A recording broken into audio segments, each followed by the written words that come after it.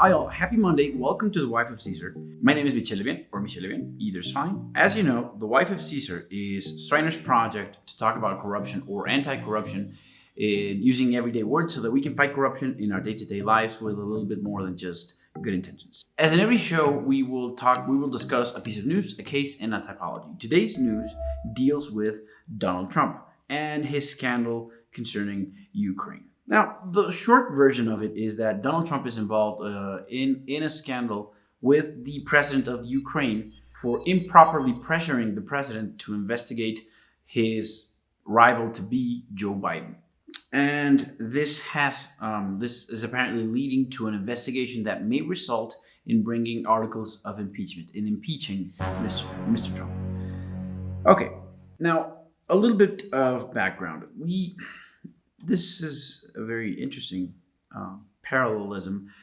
Mr. Trump, as well as Mr. Zelensky. Mr. Zelensky is the current president of Ukraine. Both began their careers, their public careers in televisions, or both had a career in television, and both are now sitting presidents. We could not make this stuff up. Now, who is Joe Biden? For those of you who don't remember, Joe Biden was the vice president during the Obama administration. Mr. Biden has a son named Hunter Biden, and Mr. Hunter Biden is a member in the board of directors of a Ukrainian company. During his tenure as vice president, Joe Biden very publicly pressured Ukraine, a former president, to remove the prosecutor general and to pressure the Ukrainian government. Mr. Biden and the U.S. government withheld financial aid from the Ukrainian government, and he very explicitly stated that as long as the prosecutor kept his office, the U.S. would not provide financial aid to Ukraine. Okay, that's enough background. Now, over the course of the past few weeks, an anonymous whistleblowing report was filed by a member of the intelligence community. As you might know, the intelligence community essentially deals with gathering of information to make strategic decisions, and sometimes they are involved in espionage and things like that. There are several agencies in the U.S. that deal with intelligence, and every employee in those agencies is a member of the intelligence community. And one of those members filed a whistleblowing report denouncing Mr. Trump and some White House staff for a phone call that took place between Mr. Trump and the president of Ukraine, Mr. Zelensky. What happened in that phone call? Now, this is important to know. We don't have a transcript of that phone call. We have notes and minutes taken by aides, White House aides, listening in on the phone call. Their job is to outline the most important points in a conversation, but not to provide a transcript. However, these are generally considered faithful. What happened here is, in the phone call with Mr. Zelensky, is that pleasantries aside, Mr. Trump decided to pressure or to ask Mr. Zelensky to investigate the dealings that Joe Biden and Hunter Biden had in Ukraine, and essentially to begin an investigation into improper acts, which are not necessarily false. We don't know yet, but there's no proof of that. Now, Mr. Zelensky explained to him that he is, and as is publicly known, Ukraine is in a very tricky position with Russia because of Crimea and the invasion of Russia of Crimea in 2014. Remember that in 2014, Russian troops essentially invaded Ukraine, took over the region called Crimea, and annexed that region into Russia, something unheard of in modern history, but it happened. And this looms heavy over Ukraine for all of these years. And Mr. Zelensky explained that to Mr. Trump and stated that that Ukraine wished to purchase certain types of weapons and missiles to, strengthen their military position in Crimea against Russia. In addition to that, Mr. Trump explained to Mr. Zelensky, that the U.S. was planning financial aid of, I believe, $1 billion to give to the Ukraine and to strengthen their position against Russia. However, Mr. Trump then went on to pressure Mr. Zelensky and say that he would withhold arms sales and also the financial aid unless the government of Ukraine decided to thoroughly investigate Joe Biden and his son to the satisfaction of Mr. Trump. The answer that Mr. Zelensky gave was, well, they will be investigated and prosecuted to the full extent of the law if they committed any crimes, but nothing more. He never committed to producing any harm or any wrongful acts against Mr. Biden. When this report was released, it became known to Ms. Nancy Pelosi, who is the Speaker of the House of Representatives. Remember that the US government is divided into three branches, and one of those branches, the legislative branch, is divided into two chambers or two bodies, one of those being the House of Representatives, and the highest authority in the House of Representatives is the Speaker, which is, again, Ms. Pelosi. Now, she announced late last week that the House had begun the process of investigation to bring articles of impeachment against Mr. Trump, which surprised pretty much everyone. Now, this is not to say that Ms. Pelosi said that they would impeach Mr. Trump.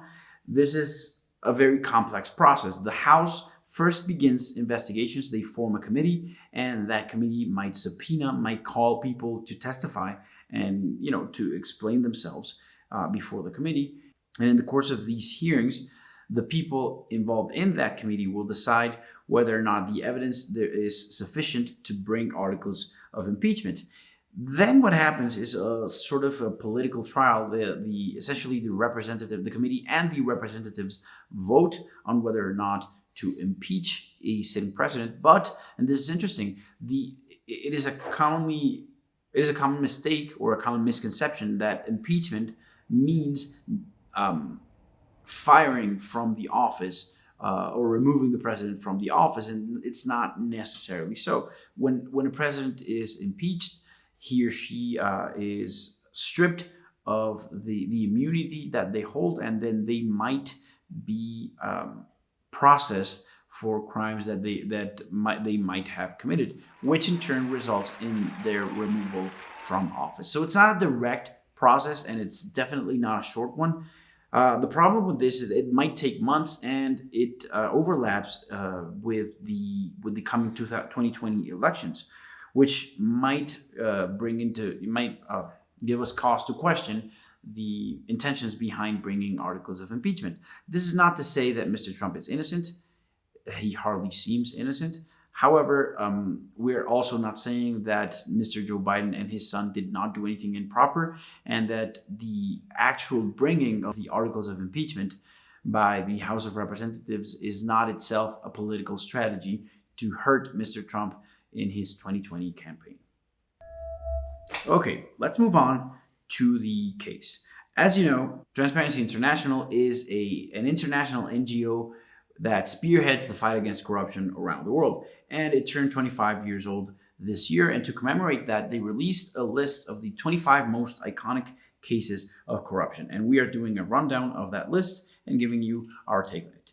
Today, we have the case of Gürtel. This is a case that comes to us from Spain, huge corruption case. They sometimes referred to as as Spain's Watergate. It happens.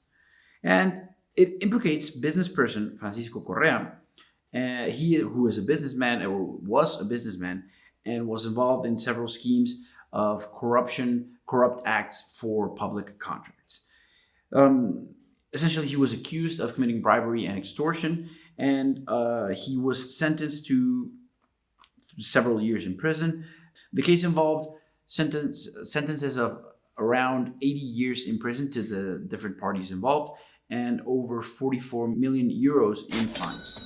Okay, just a little bit of background. The word Gürtel means belt in German, which is a translation for the last name of Mr. Correa.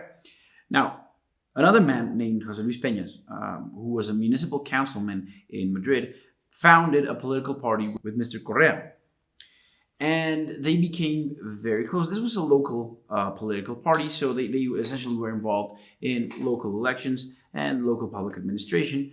And so they became very close over the course of working within a political party. However, Mr. Peñas suspected that his boss was doing several improper acts, and then actually Mr. Correa began explaining to Peñas and letting him in on on several dirty operations that he had done.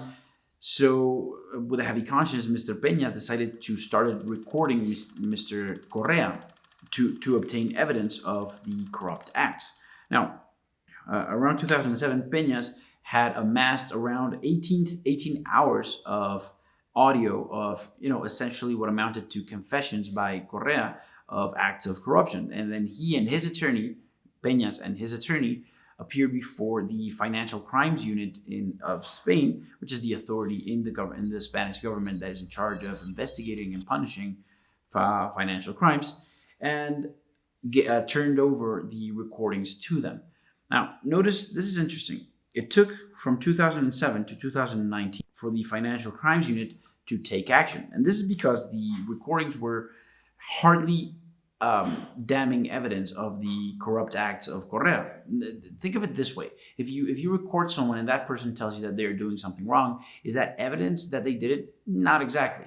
That might be indicia of evidence, and that might lead you to a more focused investigation into the different acts, documents, information of the person recorded, but the recordings themselves were not hard evidence. So over the course of 2 years, the investigators gathered evidence, looked into the dealings of Correa, and finally in 2009, they executed a raid in Correa's office wherein they extracted they confiscated several documents and a lot of information, among which were financial records.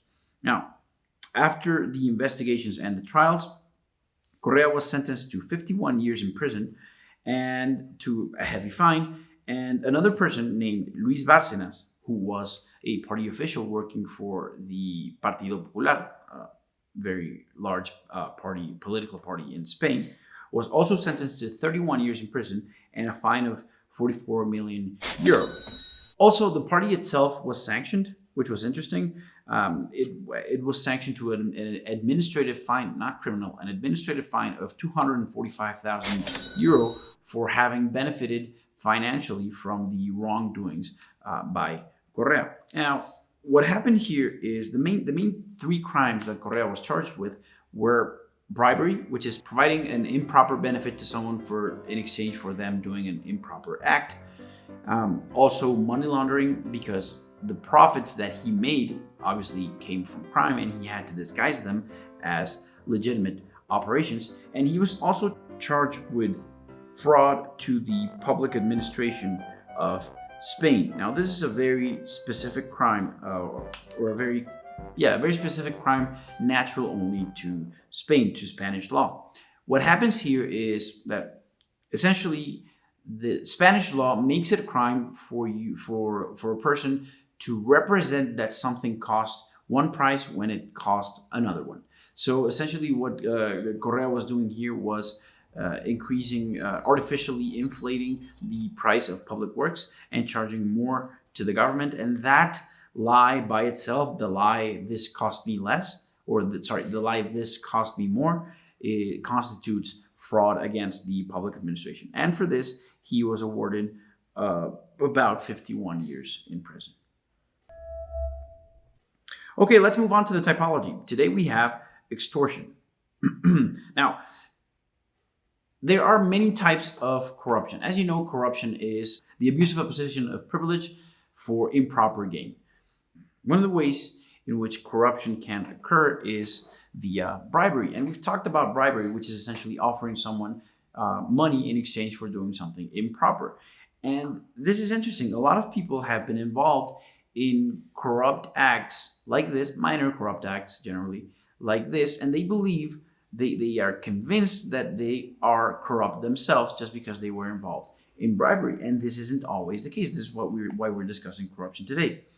Yes, there are similarities with bribery because there are improper intentions, improper payments take place, and improper acts occur as a result of those payments. However, the intention with which you enter a corrupt act might make all the difference in the world, because if a person willingly offers a public official a bribe, then she is a corrupt person. However, if the public official extracts that bribe by threatening violence or aggression, or by exploiting fear, or by exploiting the difference in the asymmetry in the position of power, then the person paying the bribe, even though she is paying it of her own accord, is not necessarily corrupt. She might in fact be a victim of corruption. So even though, again, you have a public official, a private person, and an exchange of money takes place, you're not necessarily always looking at a bribe. You might be looking at extortion. And if you happen to have been in a position like that, where someone extorted a bribe from you, this might help you, because if you want to file a report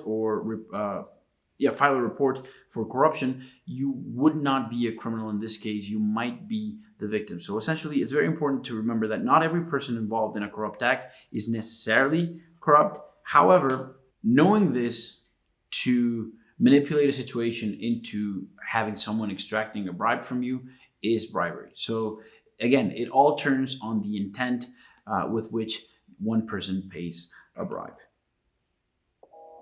This is it for today. Thank you for joining us, for having been with us, and I will leave you today as I do with every show. Please blow the whistle. Please denounce every act of corruption that you witness, but do so safely. If you're not sure whether or not what you're witnessing is corruption, or you're not sure that you're entirely safe, don't do anything, refrain from acting, and reach out to someone who might help you. Feel free to reach out to us at info@striner.mx, and we will be glad to help you, but above all, please stay safe.